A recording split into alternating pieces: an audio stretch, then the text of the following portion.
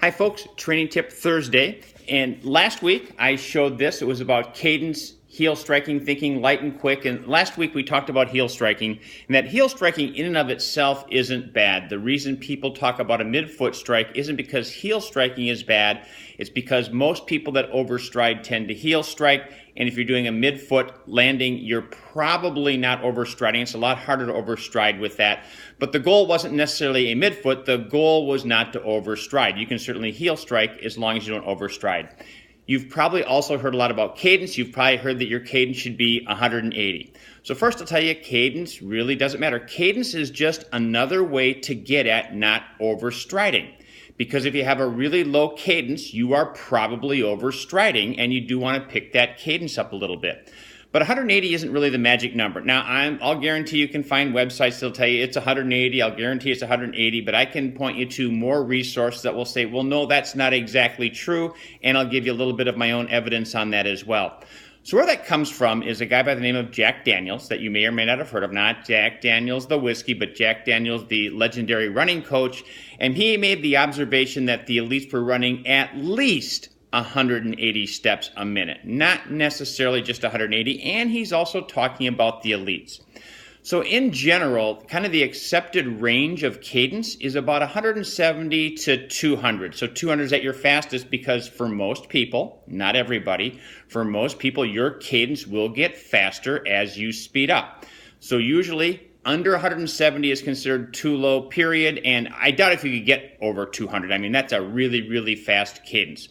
So a couple examples. Well, I can give you three examples. One, myself. I can tell you when I am doing an easy run, a long run, I'm usually going to be 175, 176 is kind of where my cadence settles in for those. If I'm getting up into more of a tempo run, I'm going to be more in the middle 180s. If I'm doing a race, I'm probably going to be 195. My cadence absolutely changes with my pace.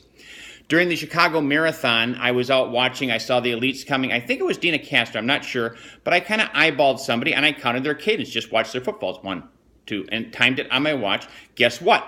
In the 190s. Same thing, Boston Marathon. I wasn't at Boston, but watching the streaming on TV, or I think it was on my laptop, I picked somebody out, one of the leaders. I counted them for a while. They were in the 190s. So for most people, it's not just 180. And it's really, as I said, it's about that light and quick. So what do you do if you say, well, first, how do you know what your cadence is? There's a couple different ways to know what your cadence is.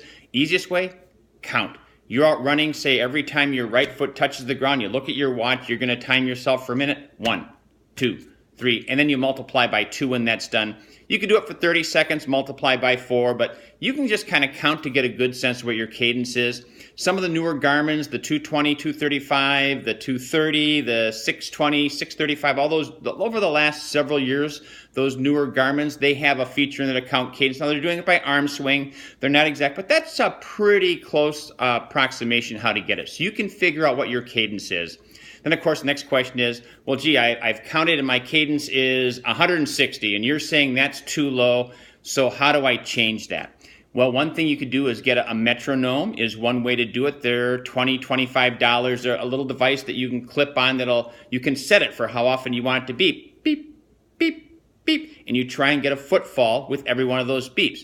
Now, what you don't want to do is try and make a big change all at once because you will not be successful doing that. The accepted range is usually about 5%, which is pretty small, which means if your cadence is down around 160, 5% is only going to be a couple steps a minute, which means you're going to try and go from being at 160 to maybe 162.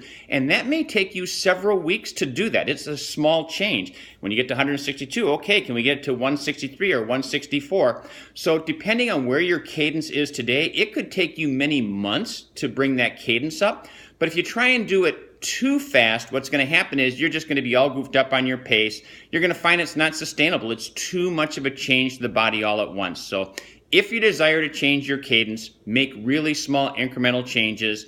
And remember, just like with the heel strike, cadence is just a way to get towards overstriding and making sure you have that nice, light, quick step in your running.